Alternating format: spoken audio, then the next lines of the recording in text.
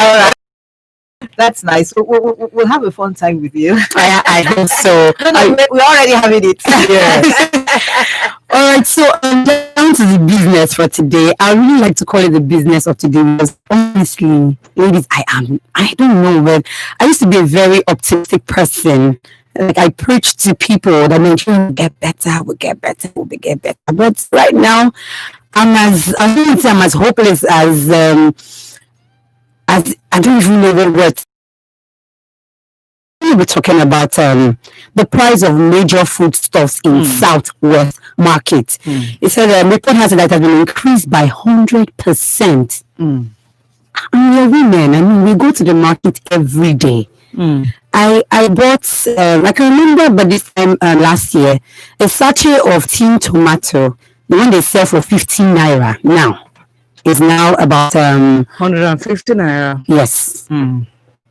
It's outrageous. Prices of some major foodstuff, have gone up by 100% in Southwest markets, with stakeholders expressing concern that over this relentless increment, and stakeholders in the zone have also called on government to urgently address the situation before things get out of hand. And contributed to the trend, some people have said that it's due to the increase in transport fares caused by the recent increase in petrol price and the inability of farmers to produce enough food for domestic consumption. Some people attribute the increase of foodstuff to the prices of to the effect of the COVID-19 pandemic. It's appalling because it's not an issue. So only my paper probably all those things, they were like, how do I put it? Very, very, very tiny things. 400 creamed things. 400 creamed. So I would have buy onions of 1.5. I mean, it got me thinking that where are we? What is happening as this? So in my quest to understand what is happening, and then of course this document came in, and I said, the Lord God is going to help us in this nation because a lot of factors are involved in it. Number one, I understand. I don't know. Maybe it's a fact. I don't know, maybe it's a fact, but somebody, when I was talking to my brother about this onion stuff and all that, he said, that's onion stuff and all that. He said, that it's because of the fact of, the protesters and all that. They were violent. They destroyed a lot of trucks coming in. And of course, the owners will have to get their money back. So they have to hike. The fact that it's off season. And then, of course, the borders are closed. So at times when things are off season, people move to across the border to bring things in. So it's quite a lot of cumulative effect. And then of course, price transport. Once transport goes up, we know it is a cycle. The person who is driving will want to eat. So obviously it's going to hike. So by the time you look at it, a lot of factors are contributing to it. So what is the way forward?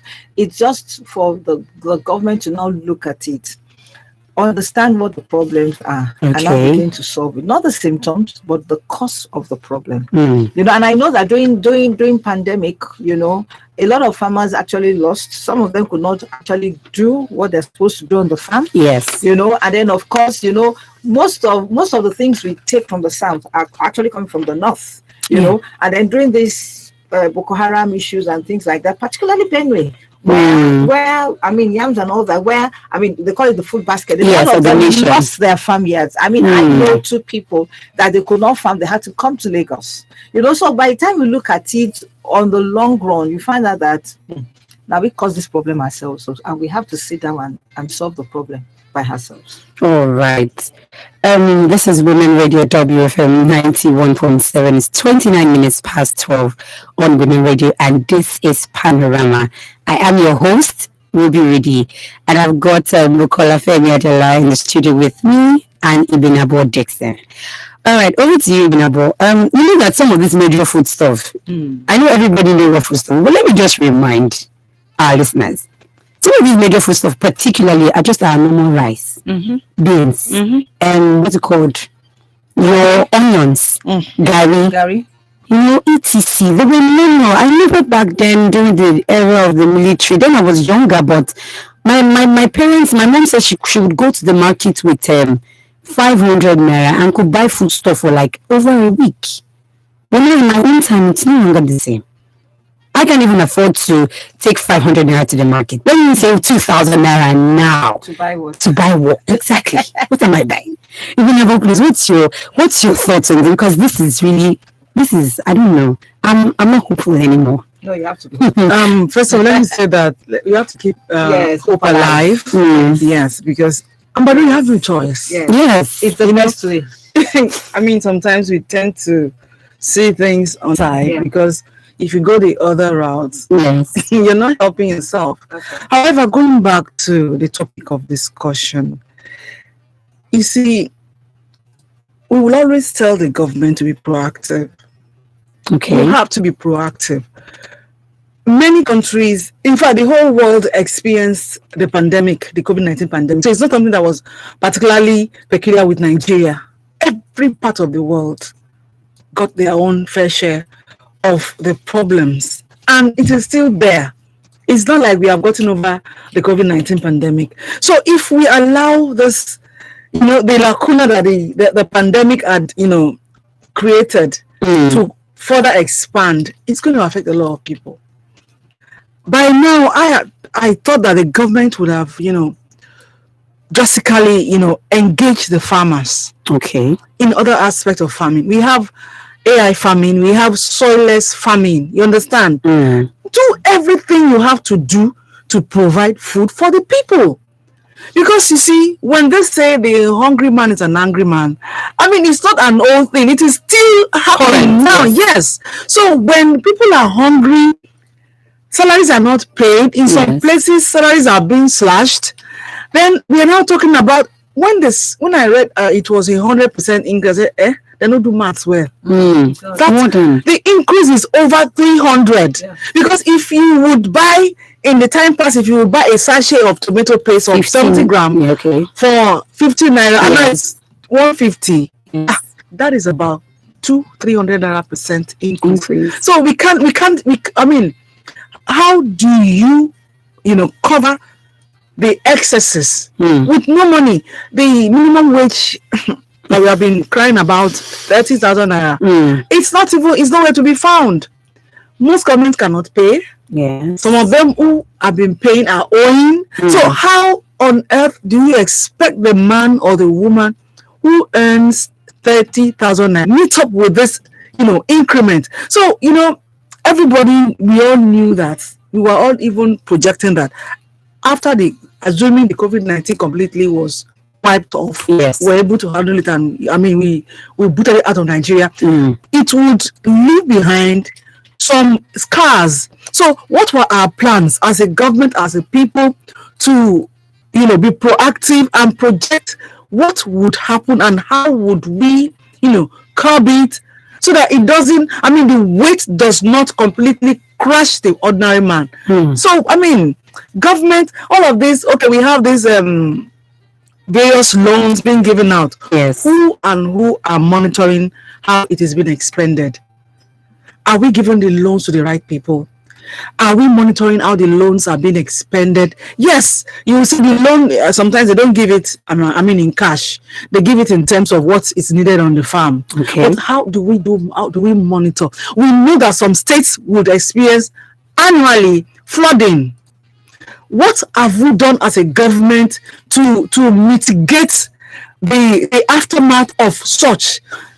Now we have some places, some food items that are seasonal. What are we doing to make most of these regularly consumed food items to be all season food items? All of these things, we have our research centers. What is going on? Because you see, now we are still on the issue of the NSAS protest, which NSAS was just a means. You understand? We are still on that issue. We are yet to, unravel the mystery behind it. And we are here again. See, when a man is hungry, I remember during the lockdown, before it was eased, I spoke to some people who said, look, I'm going out. If I stay at home, hunger will kill Kill me. me. So I have to go out and, let's see what my chances will bring for me. So we have to, the government, because it's not something an individual would do. The government should be at, at their best. I mean, gather intelligence. What are we going to do? There are some crops that are not, annual crops. Let us do something, because people are hungry. Oh. Yes, sir. Because if you go to the market, I bought this I don't know the kg actually, but there's this regular basket they used to measure tomatoes. Okay. This basket that looks like waste basket. Yes. I can't really, how much. I mean, the last time I bought it before the COVID-19 was for, I think, 800 naira or so. Now, if you get it for 2,000 naira, you are very lucky. And that's on if you check the bottom, they filled it with rotten or very the bad ones, so that let the heap come up and make it cold, so that you think that it is much. You understand?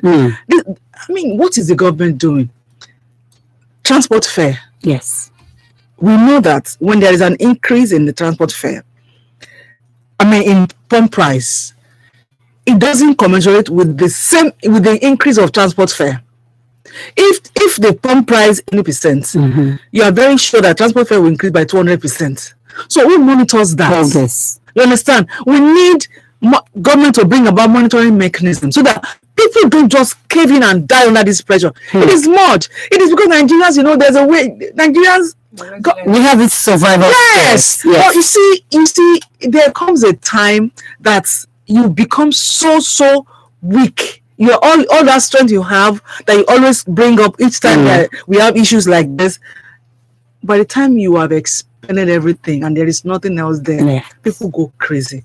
So we don't want to get to that point where we'll begin to give excuses, and some people will take advantage of it and will say it is they are playing political games and all that. Why not avoid all that and do the right thing? Government should do something, because they are the one that can do something now. Nobody else. You can't do. I can't do anything. All we can do is to do this and talk. Yeah, and probably, like you said, yes, government has the majority strength to do something now, because they have to come up with the right policy framework for the farmers. Okay. And then because they have the powers that when I say powers, they have the resources in terms of finance, in terms of leverage, in terms of partnership. At this time, if we do not know the best way to go about plantation farming, we can always partner with the likes of the countries that do that. Israel has done that even in deserts, and and they're doing so well, and they're surviving, and they're surviving, and they're even exporting. You understand? So we can always. I know China people are already in here.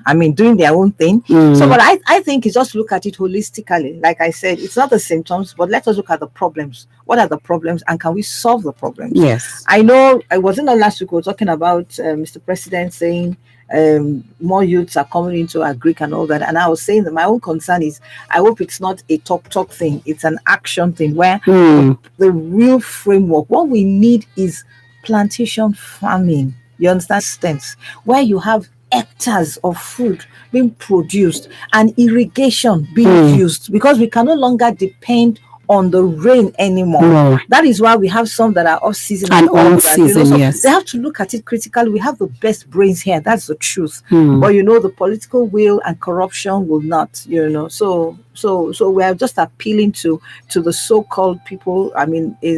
Doing president, executive, and the Minister of Agriculture, and also those in the agri sector. Let's do it, because we have farmers that are ready to do this. Okay, and also to add to that, we don't have. How do we store our perishable goods? How do we store them? We don't. Most of our storage facilities. Yes. How do we store our perishable goods? No. If you put proper storage facilities in place, there are some so-called off-season. Produce that you would have stored properly, so they will be there. You can can them. Now, sometimes we make things look like it's a big deal. I know it is a big deal, but it shouldn't be for our government. Because it should not. It should not. If you are deliberate about all of these things, it shouldn't be a big deal to you. if it means focusing, you see, government should not have too many things on their plate. First off, if a man does not eat well, how does he work? It cannot be productive. If a man is going through an ill health, Yes. it cannot be productive. So these major sectors should be looked into. So when we keep talking about these things, we talked about it last year. We didn't even know that there was anything like COVID-19 It's going to come up. Yes, and we're still at it today, and among will still be at it next year. So let's pray that people are listening and yes, they will do the yes, right people thing. listen, but you see, They will do the right thing. when you are going to listen, when your policymakers gather around you and give you all of this advice, I mean, all of us, we have our own little common sense. So I can't say because I have a consultant who has come to advise me on how to run my business and how to put things in place. I have my own little sense to do something. So when my people say, if you want to make a very delicious soup, yes. You're not going to, if you say a goosey soup, you can't just pour a goosey in a pot and then begin to boil it. You have to add other condiments, other things to make it a very delicious goosey soup. So we need to gather intelligence from everywhere, not only those people. Should go to listen to the people, because we can't. What I keep asking myself, what does it cost to have a proper storage facility? Because when they are bringing onions, apart from the fact that they were attacked and some of the onions that they were bringing down were destroyed and all of that, even without being attacked, apart from other variables that they would go through, it's going to be off season. They will get rotten. There was a day I was deliberate. I went to a particular market where we have all this wholesale, of food items, and they were offloading tomatoes and then onions. Yes. Kai, that the whole of the atmosphere was engulfed with the smell of rotten onions. Do you understand? So all of this will be factored into the prices.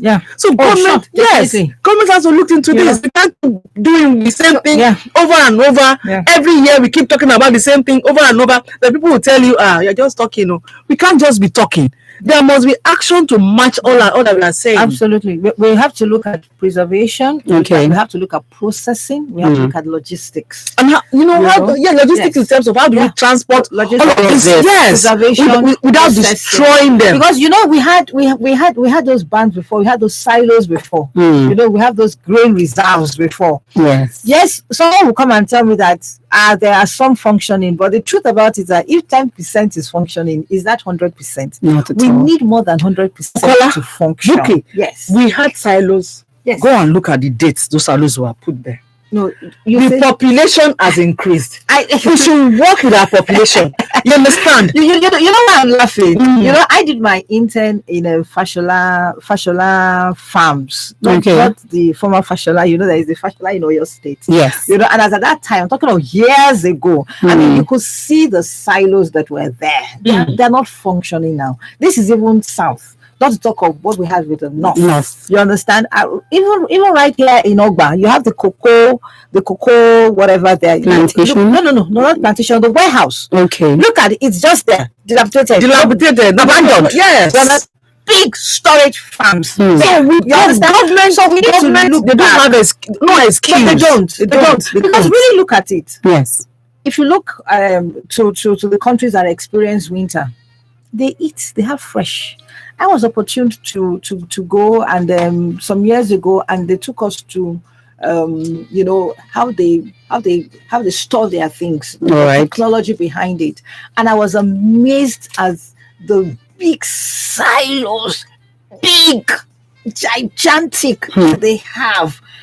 You could see the technology that, they know it, that, okay, during winter, there are some things that cannot grow, obviously. Yes. So they plant as much as they do, and then they preserve it. Exactly. And it comes out fresh. And I'm saying that our own leaders will come here and just do holiday. They will not take back anything to the house. But I'm trusting God that the new crop of leaders that are going to come in, the youths now, with the technology, with the understanding, and with God on our side, we will get it right. I'm so hopeful, Nigeria, because I know Nigeria will still be great. Yes. Alright, it's 16 minutes to 1 on Women Radio WFM 91.7, and this is Panorama. My name is Ruby Rudy, and as usual, I have Bukola Femi Ajela in the studio with me and Ibinabo Dixon. Okay, so I want to quickly read a report online. They said the market survey conducted in some markets in Ekiti State showed an increase between 70% and 100% for some food items within 2 months, with traders and buyers calling for a reduction in taxes as a way of bringing down prices. Now, this is where I'm going to. So, according to them, the fast approaching Christmas and New Year festival period may be celebrated amidst uncertainties unless something urgent is done by the government to address the situation. Now, okay, we have a call. Hello, good afternoon. Hello. Oh, you lost that one. Please call back on 07000 917 or 090 254 And you can send me your text or WhatsApp message to 070 317 56537. Hello, good afternoon. Hello, how are you? What's your name? My name is Ruby Udi. Okay, how are you? I'm Chief Agozi. Chief. Chief Agozi. All right, good afternoon. Okay. Yeah. Education is how are you doing? Good afternoon, Chief. And we have Bukola also in the studio. Okay, how are you? I'm fine, sir. All right, sir. You are lucky because if you don't give me a poor session, that is why I've not been calling, you understand? So the fact of this is this, Okay. I'm making my, you understand me? So you see, it's like the whole countries are crying, you understand? Someone cannot even afford anything in G. Even though you pay 5,000 naira to the market, you cannot make pot of soup. I think it's high time that our leaders should do something because all this increment of fuel and the tariff and all of that, it doesn't end there. But when you increase the fuel, yes, definitely the transporters fuel, they will increase, you understand? So that led to the inflation of the country because we are not happy. Nobody is really happy in this country again. That is one thing I want to say. You people are doing a beautiful job. Thank you very much. Thank you for your contribution. All right, the number to call in to participate on the show today to make your contribution is 07000 917 917 070 256 254 and we're talking about the increment of foodstuff in the southwest. All right, so I want to come to you, Benabod. You made mention of things that the government has to be the one to tackle this. And let's not forget, when I mentioned Christmas and New Year, you were smiling as well. And it's true, Bukola was also smiling because this is a period where we cannot do without food. It's a season where we celebrate in love and enjoy with food. You hear people say, oh, I want to go to Mr.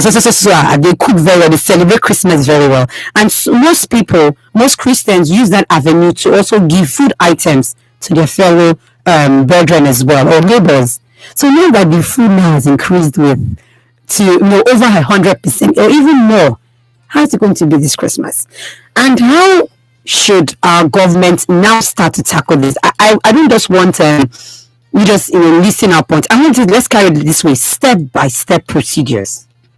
Well, first off, people have been clamoring for the government to open up the borders, even if it is going to be partial opening. Understand? Because you see, as much as closing down the border was of good intention for Nigerians. Yes. But then now we have COVID-19. It is still here. We've been going through series of issues with our farmers, flooding, and so on and so on and so on and so on. So there are some, because between now and December, what can the government do in terms of farming? So what can the government do in terms of importation? Okay. You understand? Because people have to eat. Then again, I remember that former Governor Ambode, yes, during his tenure was it Ambode or Fashola that came up with lake rice? You understand? That is the collaboration between Kebbi and Lagos State. Well, I know I remember watching a show where both of them came together and finally finalized on that. So I think it was Ambody. Okay. Yes. So you know, there are some projects that, you know, government actually is a continuum. So it's not something that, okay, this government, this particular governor has gone. No, so it's actually still on. it's still on. That's where I'm going now, because it is still on. Okay. Yes. I've been asking this question: is it a seasonal thing, or is it something that the government of Lagos State has gone into collaboration with that of Kebbi State to make sure that rice is always available and at an affordable price in Lagos? You understand? Because we and then we have rice in Abakaliki, but we need a proper milling facilities, because I mean, I cannot advise anyone to go and eat rice and then end up with appendicitis or whatever. Yes. That's probably what you have consumed from the rice, stones and all those tiny stuffs would now become a problem in your body. So if we have proper milling facilities, our rice that are produced in Nigeria will be properly milled, that will not be running into tiny bits of stones here and then when you cook Nigerian rice to eat. So all of these things, then again, the government, at the end of the day, the government must partially open the border so that some things that we can get for now. Okay. You understand? Sometimes you come about with a policy, then if you see that the policy, the circumstances surrounding, you know, everything has made the policy now become like a punishment. So you ease it off a bit to tighten it later. So I think there should be a partial opening of our borders, and the people at the border should be very strict with what is coming in. It shouldn't be contrabands. It should be things that the government has allowed to come in so that people can eat, for goodness sakes. Because let it not be that there was a case somebody was saying that a woman went to a kitchen and stole a pot of soup, and I said, please forgive her, because for anyone to have gone, exactly, it is out of hunger. I'm not encouraging anything that has to do with criminality. Okay, but then let us look at it. Somebody going into a kitchen to steal a pot of soup. I mean, what does that tell you? So we need to government should understand that there are some things that they could do as an emergency to mitigate all of this. It's so much. It is so much. It is a burden on me. I can't imagine how much of a burden it should be on the government. Yes. Well, my own take is this. Yes. I give it to some state governors. That already have milling plants. But are they functioning? Not all the states. Okay. Some of them are functioning. I mean, we always like to balance things up. I mean, if you see something that is good, praise them. Good. If you see something is bad, harass them until they do what is right. Yes, some already have, and then some already have. I mean, they're doing backward integration, if I could say that, bringing more farmers in so that they can produce, rice that can go into the milling. And I know, I mean, if you look back for the past 2 years, 2 years because of the pandemic this year, well, I've said 1 year, you find out that there are some Nigerian rice that is good. They are getting it. You understand? Some are still bad. Yes. And you will see it. But most of them are good. I mean, there are no more stones unlike before that you the affordable ones, you say. Are they affordable? Yes, I'm going to there. I'm going to there. You understand? That in terms of affordability, that has to do with our value system, because they have found out that foreign rice are still being coming in and people still prefer that. So, it's like I said, it's a value system. I don't want us to deliberate so much on that. So you find out that some people, despite the fact that we have logistics, despite the fact that they buy this rice at a cheaper price, when by the time it gets to the middleman and it gets to the market, it's at par with the foreign. You understand? But that's another entire ball game of discussion. My own is, yes, I agree that on the short run, for a quarter, let's let the government look at it strategically and strategically open the borders to allow some certain food items to come in. Strategy. But if you really ask me, I also know that we have experts that have done a framework about these things. And I'm sure those papers are sitting down in one corner, not doing anything. So I think it's time for them to dust it, because we have brains in Nigeria. I'm sure they will have said, for the period that you are going to close the border, at the backside of it, these Yes. and these things should be done. We need social tons, to take care of our intake. Okay, how do we ensure that these tons are produced? Okay, we need social number of farmers, and then you begin to work back on that. That is proactive governance. Yes. Then as I'm saying that those policy papers, I know they are sitting down somewhere. Let them pick it up and do. But way forward now. Yes. Fine. Yes, the government is there. We've talked about the government, but let us also look at us as well. Some Nigerians, still have. Some do not have. It's time to be our brother's keeper. And we will keep saying that here. I mean, look at the people that do not have, even in your neighborhood, even the face might face you. I mean, look at what Binabo said. It's disheartening where you have to go and steal a pot of soup. You understand? So let's not close our eyes. God has given us that mindset of help, of kindness, of showing love. Exactly. I mean, when you see that a family has not eaten for a whole day, out of your little that you have, please let's share. Let's share. There is love in sharing, and I know God will bless us. So let's not close our eyes. This period, let's just give. Let's just give. Let's just give. All right, thank you so much, Bukola Femi Ajala and Ibinabo Dixon. But unfortunately, we've come to the end of today's show. I really wished we had a lot of time to, elaborate on all of these things, because it's so much and it's disheartening. Fine, I know that, yes, as I said earlier, I've been hopeful, and I already said it. My hope is beginning to diminish, honestly. But you both made mention of something. We still have to have that, at least, iota of hope in each and every one of us. That's what's pushing us forward. That's what's still keeping us as Nigerians. And I'm going to go home with that and still think about it. Don't think about it. Just Run with it. Because have you seen the number of people who have intentions of traveling out?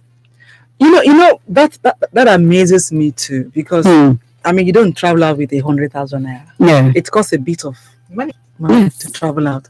So if you have such an amount of money, do something with it rather than running away. But I don't blame them, because you see, somebody told me, a lady, she has moved to the UK now. I told her she used to be my hair. I mean, I used to have time to do my hair and all that. Now we are wigging it. So, she said, she complained about power supply and other, it's power food. Yes. So she said it's like traveling abroad to her is an investment. Okay. So when she gets there, this annual way she gets, by the time she go practice them there. But I said they don't run business the way we do here. Here you can just open a shop and this and that. You just cannot open one shop in one corner abroad. I've been in the UK, so I know how it is done here. You understand? That is cheap. Do you know how much you have to pay for an apartment? Some of these people, they travel and there are about 20 in one apartment. You understand? I know that, I'm not discouraging anyone. What do I want to do? But then the government should make the environment very enabling so that it will encourage people to stay back and do their stuffs here. All right. So the government cannot keep it. I mean, it's like just sending away your children unknowingly, This is a matter of brain. Are we in the era of brain drain again? Well, it's still on. Seriously, silently, still on. quietly. Yes. People are just, they're going on. Yes. So government should just do something. They should do something so that when government is good, and nobody can meet with all of your needs, whatever you need. You understand? But then when the basics are there, yes, then government can come and talk from the corners of their mouth and say things, and we cannot even argue. Then they start doing this and that, and then we begin to wonder: are you doing it for us Nigerians, or is it for Ghanaians or somebody else? You understand? So sometimes government should follow through when there's a policy on ground. Follow through. Don't just assume that it is being seen or it is happening. So like all of these loans, some people have collected loans, and if you go, somebody was saying, if you go to the farm of such a person, the farm is like no loan was given. So what happened to those loans? So we need, honestly, like you said, we Yeah. can talk forever. Right, yes, because of our time. All right, so thank you, ladies, for making it today. Bukola Femedela, thank you, Binabo Dixon. Thank you so much. Thank you for having us. Thank Yes, you. and thank you to our callers and listeners. This is Panorama on Women Radio 91.7, where we have the ladies come together to discuss, dissect, and disagree on topical issues of the day. It's broadcast 12:15 to 1 p.m. every Monday through Fridays. And coming up next is the Launch Hour Tunes. Thank you to my producer, Daniel Adaja, and my production assistant, I am Rudy. Thank you and have a fruitful week ahead. To sponsor this program, please call 080 90 58 2769